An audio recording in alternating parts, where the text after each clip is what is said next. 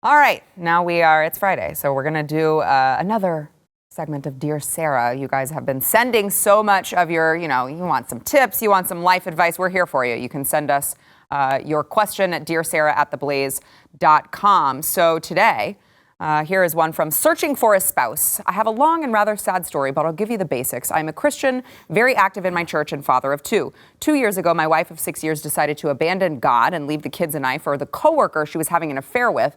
I fought hard for and won primary custody of the kids in October last year.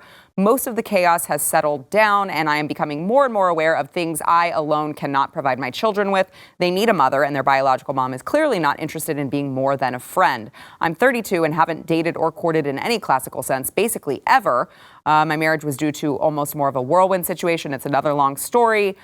Suffice it to say, if I had known what I know now about trauma bonding, it wouldn't have gotten that far. At any rate, I'm at a loss and would appreciate your advice. I love the show. Thanks for taking the time to read this. Sincerely, Searching for a Spouse. So this story actually hits closer to home for my personal life than probably any of you out there know.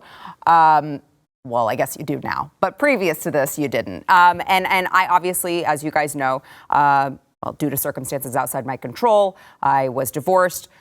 So I know about the whole single parent thing and trying to navigate that. And I would say, you say you're very active in your church. Lean on that church. Lean on the motherly figures in that church, because you can only control what you can control. And of course, your child needs a motherly figure. But again, you can only control what you can control. I would also say, it's healthy to want another spouse, but don't rush into things. I think that you can't be searching for a spouse. I think that you need to be open to a spouse, and that person, I think when the timing is right, will come into your life. That's just my personal opinion. I don't think that it helps you to be looking for them, because then that's the reason that you're going to remarry is for your kid, not for yourself. And then you could come into all sorts of problems later on down the road. And look, this is just my personal experience. I was not looking for love again, and it just so happened to find me, and I actually ran away from it for a very long time and then couldn't run away from it any longer. But I definitely I think you're on the right track with wanting that motherly figure. I just don't want you to search for it too hard. Let it find you. Gentlemen, we've got about a minute. Do you feel free to disagree with me? No, I don't necessarily disagree. I mean, ironically, I'm the same exact age as him. I haven't gone through certainly that experience. I can only imagine, but I think he's in a good spot. I mean, you have to be, considering that you are a male, and you got custody. And you got primary custody. So you must be a huge. very good man if you were able to pull that off. No kidding. But yeah, I love your point of maybe leaning on figures maybe in the church to try to at least play that role that, maybe you just simply can't, because, you can't provide that aspect of it. Yeah.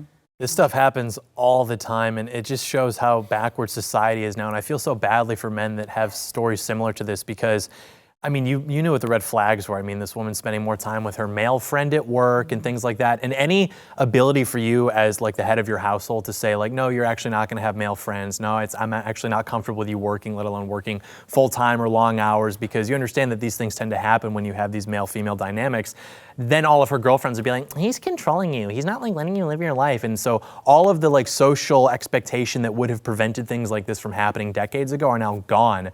And it's just like a matter of time before this just keeps happening more and more. So God bless you. Yeah, I mean, truly, God bless you. And we'll be praying for you and your children, because it's tough being a single parent. I feel you. If you like that clip, there is plenty more where that came from. Click the link in the description below to subscribe to the News and Why It Matters YouTube channel to watch the full episode.